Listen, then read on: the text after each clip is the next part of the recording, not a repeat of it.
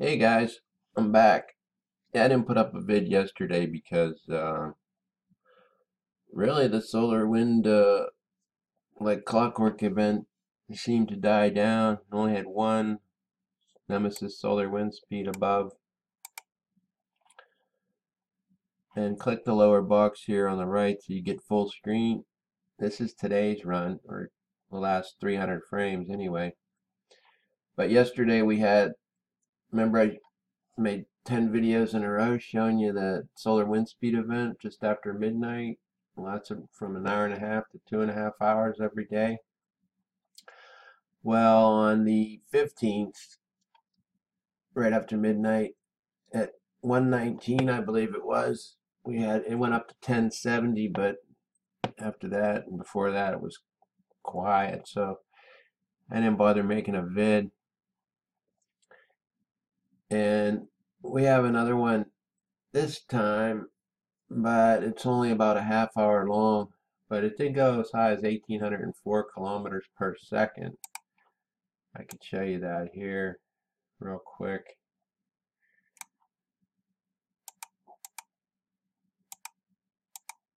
There's 1386. That's at 55 minutes past midnight UTC. So that'd be about 7:55 Eastern Standard Time. There it is there. 59 minutes. 1804. 1325. 996. 1106, 1062, 1038. I'm reading these numbers up here, and these are getting bounced at 4-minute increments. So you can assume that it's high solar wind speeds all during the event. And it goes down to 755, 650, 543 at 135. So this thing lasted, say 143, that pretty much 135, 543, 650 at 131. So by 131 it was pretty much dying down. And I say it started around 51. So maybe that's like a 40-minute event. Show it to you here. Step it through. I mean, you could see the magnetosphere is looking weak, man. To me, it's looking real weak. Normally, these lines, these polar cap field lines, the black ones, they're showing pretty pretty dark black. Here we have them all closed up here, trying to do an ejection. That's at 22:27. There it is there. Basically, it's all this plasma building up. The planet's trying to get rid of it because it's seriously harmful to our planet. But it's nice to see that the field lines are actually closing. So that means Earth has enough energy to at least do that. But I mean, you could see the polar cap field lines, they're getting almost few and far between anymore. And you get all these ones from Nemesis trying to reach in and grab us. And you still have the ones out front piling in. But anyway, let's get to this solar wind high speed event. So this is right before it happened. You can see things are getting a little squirrely inside. And it seems like there's always a little bit more energy up here in this shoulder area up here. And this is the Y cut looking straight across the planet. This is the Z cut looking straight down on the planet. Remember, these solar wind numbers, they're all being measured by these GOES 13 and 14 and 15 satellites in here at the 22,236 mile geosynchronous orbit. They're not coming from the sun. You can believe that. They're all being measured inside of this magnetopause area by these satellites, and I guess they're being measured directly by the satellites. which is, like I said, 22,236 miles above the Earth. I mean, you could see all the freaking energy building around. Bow shock's supposed to be at about 10, so it's okay there, and it got bounced out. I'll show you that on geospace in a second. But anyway, I know I'm rambling here. Let's get back to this. So this is when the,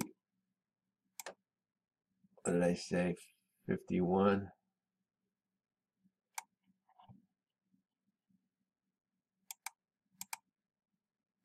55, okay. So 55, it's at 1306.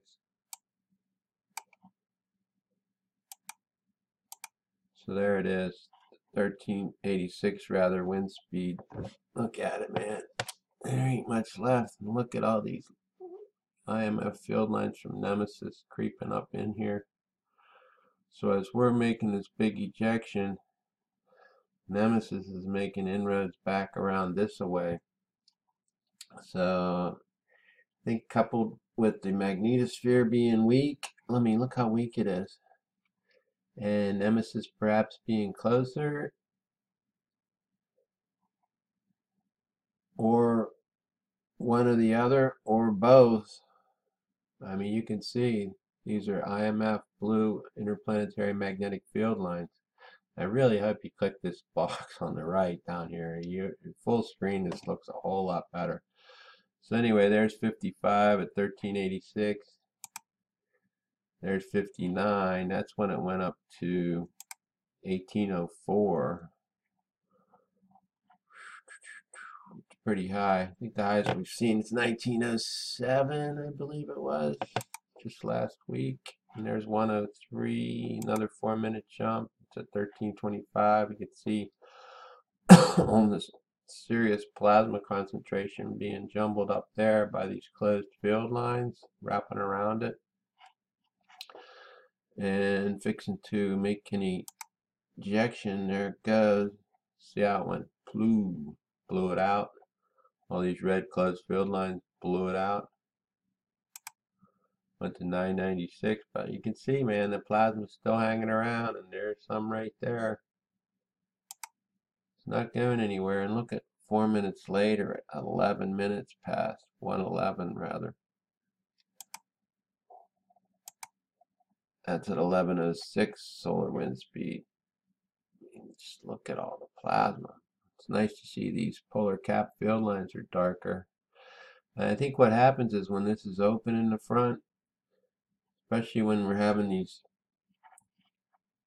big ejections, I think the Earth is somehow pulling some kind of energy from this big planet or planets out in front to build up the strength to make these ejections. They're almost working in tandem together. That's what I think anyway. As crazy as it might sound. So there's 111, then 115, went down to 1062. There's 117, 1039. I'll just step it through because I'm running out of time. So there you go on that. I'll start these things running again. So I'll just let them run. These three are synced. These two are synced. These Voc electron radiation belts.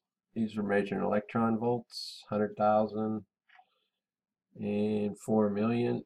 I explained before several times, that's when the ionization begins to occur at 100,000 electron volts. Atoms start getting stripped, or electrons start getting stripped from atoms at 4 million.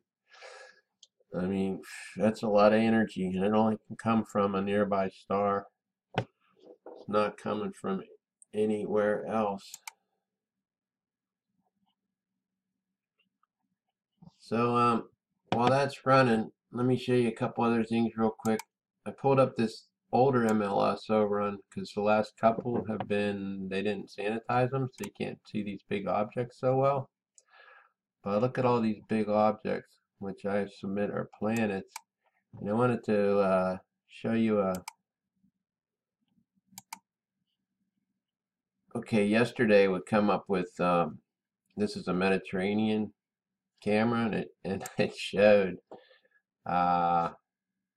posted it on Facebook, but now they've taken it down.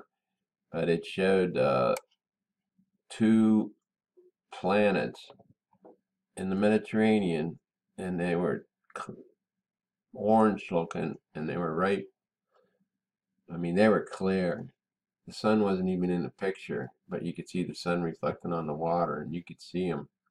So I found this today in my subscription box. Carol 75150. She puts up some good vids sometime, and she caught a couple of these Mediterranean sunrise objects. And I think, you know, check it out. Definitely check her channel out. I would sub her for sure. She puts up some pretty good stuff sometimes. These two are in particular are great. I think they reflect exactly what we're seeing here on MLSO.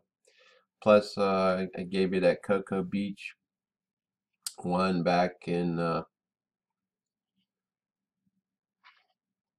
December, early December, showing sun being eclipsed, and that's still happening down there by the Mediterranean. This Oleron one, that was actually on the other side, facing the Atlantic. Wasn't the Mediterranean, but it was in France. Anyway, I'm running out of time again as usual, so let's look at this. Here's the Enlil. This is the solar wind projections. They measure or project what the solar wind's going to be at the stereo A and B satellites. In stereo B, that's supposed to be down. We haven't gotten pictures for that for like almost 10 years now, I guess. But as you can see, it's still, they're still making projections about it. Anyway, the plasma, Earth plasma, here's the 16th. It's down below 5, supposed to be. And the solar wind velocity is up around 550, supposed to be. I pulled up Discover. Here's the actual solar wind velocity. It's down around 367. The density, it's higher than what they're projecting. But everything's running along pretty smooth right now. We had a little glitch in the phi angle with the interplanetary magnetic field disturbance. But the Nemesis connection is still strong, showing well above 180 in the 336, 346 range. So things are kind of copacetic right now, but I think this Nemesis connection still pushing more electron voltage or amperage, however, whatever the term would be, back toward the sun because it's slowing down the solar wind speed, but the density hasn't piled up yet. What I think happened when I showed you those gaps on Discover the other day on the last vid, they were like 10-hour gaps.